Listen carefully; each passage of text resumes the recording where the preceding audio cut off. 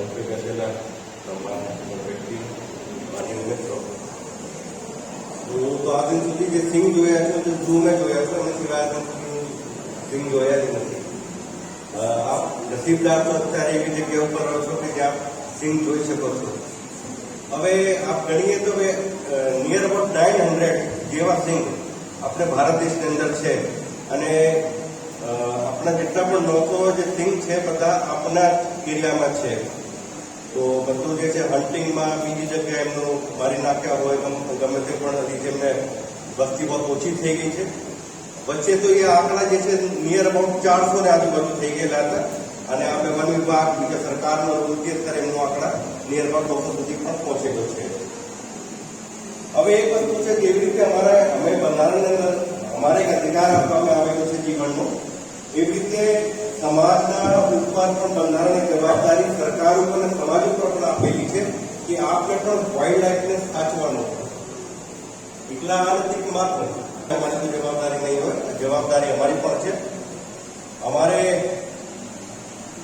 બંનેના સામંજસ્ય કેવી રીતે કરવાનો કે અમે મારી પોતાના જે ગણતરી અમારી પણ વસ્તી વધે છે અત્યારે અમે થી ઉપર જ છે અને એ ફક્ત ને ફક્ત 900 છે અત્યારે અને એ પણ અત્યારે જોઈએ તો આપણે ગીર જે એરિયા છે એ આજુબાજુમાં છે તો વેરી લિમિટેડ સ્કોપ કે હાર્ડલી 100 કિલોમીટરની રેન્જમાં કદાચ એ હોય પણ અમારી વસ્તી તો જોઈએ તો કેટલા મોટો અમારા ભારત દેશ છે.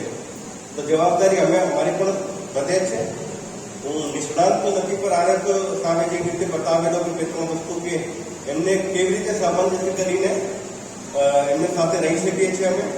સાથે સાથે કે એ બધા જે છે કે આપને ક્યારે પણ અટેક નથી કરતા, એ કરે છે ડિફેન્સ. જ્યારે એમને પોતાના જોખમ આવે એમને બાળકો પર જોખમ આવે ત્યારે આપણે અટેક કરવા ઉપર આવે છે. અધરવાઇઝ અને સિંહ તો આપણે કીધેલા જેવી રીતે આપણે બતાવેલા કે પહેલા વોર્નિંગ આપે, 2-3 વખત વોર્નિંગ આપ્યા પછી જ હમલો કરે. તો ઇમ્પોર્ટન્ટ છે કે અમારે એમને સાચવાનો, આથી બચવાનો. અને જેવી રીતે માણસને જે થાય છે કોઈ માણસને કોઈ મારી નાખે તો પણ અમે 302 થાય 307 અટેમ્પ્ટ ટુ મર્ડર હોય તો એ પણ જેલની અંદર રહે છે ને એમની પેરવી કરવા વાળા કદાચ મળી જાય. પણ સપોઝ કોઈ સિંહે કોઈ કોઈની ઉપર હુમલા કરી દીધા હોય તો આ જીવન એ ક્યારે પણ પાછા નથી આવવાનું. એમનો પણ એક પરિવાર હોય છે, એમને એમનું રક્ષણ કરવાનું હોય છે બીજા સિંહો પાસેથી, તો જવાબદારી એમની પણ મોટી જ છે. તો આ વસ્તુને અમારે ધ્યાન રાખવાનું છે. ફક્ત અમારા પોતાના અધિકાર નથી, એમનો પણ અધિકાર છે. આ જગ્યા એમનો પણ છે. અમે પૈસા આપીને જગ્યા ખરીદી લીધી છે, એમને પાસે પૈસો નથી, ખરીદી નથી શક્યા, કદાચ બની શકે છે. હવે જવાબદારી અમારી પણ છે કે એમને રીતે અમે કેવી રીતે સામંજસ્ય બંને માણસ અને વન્યજીવો વચ્ચે સેટ કરીને અમને આગળ વધીએ. તો એમને ખોરાક કેવી રીતે આરોગ્ય સામે કીધેલા એક બાયોલોજીની અંદર આપ પણ ભણેલા હોય કે એક ચેન હોય છે જેવી રીતે ચાલતા હોય કે મેડમ છે અને સાપ ખાય છે, સાપને એવી રીતે ખાય છે. કમ્પ્લીટ એક ચેન હોય છે અને ચેનમાંથી કોઈ પણ વચ્ચે એક ઓછો થઈ જાય તો ચેન બ્રેક થઈ જાય છે. એ છે કે અમે બહુ સમજદાર છે, બુદ્ધિમાન છે માણસ નાતી છે તે માટે, પણ એ પણ એટલો સમજદાર છે. અહીં અમારા કરતા વધારે સમજદાર છે, મારે એટલું માનવાનું છે.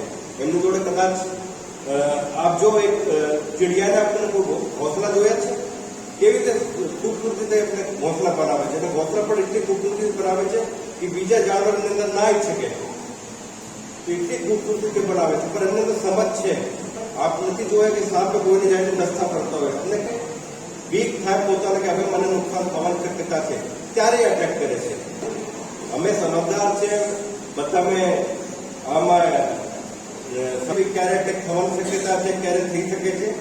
અને જેવી રીતે કીધેલા છે આરોગ્ય સામે કે ભાઈ અત્યારે સપોઝ આપણે ઘરે સૂતા હોય અને આપણે મોઢે ઉપર એક તો દરવાજો ખોલીને અંદર આવી પછી આપણે મોઢે ઉપર લાઈટ મારે, શું કરશો? નહીં આવે. તો એવી રીતે એમનું જે ઊંઘતા હોય કંઈ પણ આપણે ઘરમાં હોય પછી આપ જાણીને એમને મોઢે ઉપર લાઈટ મારો, એમને નજીક જાઓ તો એમને ડિસ્ટર્બ થવાનો જ છે. થઈ રહ્યા છે. આની અંદર આપણે વન વિભાગને જાણ કરવાની છે. આરએફઓ સાહેબને મારા રિક્વેસ્ટ છે, આપણે કોઈ હેલ્પલાઇન નંબર હોય તો પ્લીઝ આપ યા મંચથી એમને જરા જાણ કરજો કે જેથી આ બાળકોને ક્યારે પણ એવી પરિસ્થિતિ આપણે કંઈ પણ લાગતી હોય કે ભાઈ ગેરકાયદેસર વસ્તુ પ્રવૃત્તિ થઈ રહી છે તો આને રોકવામાં આવે. હવે શું છે, બની શકે છે કે એ તે વખતે રિએક્ટ ના કરે, પણ એમને મગજમાં હોય કે પાછળથી ક્યારે પણ એમનો રિએક્શન કોઈ બીજા માણસ ઉપર આવે. તો આ માટે પ્રવૃત્તિ રોકવાની બહુ સખ્ત જરૂરિયાત છે. હું નથી પહેલી વખત તમને કીધું, મેં આજુ સુધી સિંહ જોયા પણ નથી રૂબરૂ, જૂની અંદર જોયા છું. તો આ શબ્દો સાથે હું મારા શબ્દોને વિરામ આપું છું અને આપણે આશા કરું છું કે આપ જે આરોગ્ય સામે આપણે સમજાયા છે આને આપણે ચોક્કસ 100% અમને અમલવારી આપ કરજો. જય હિન્દ.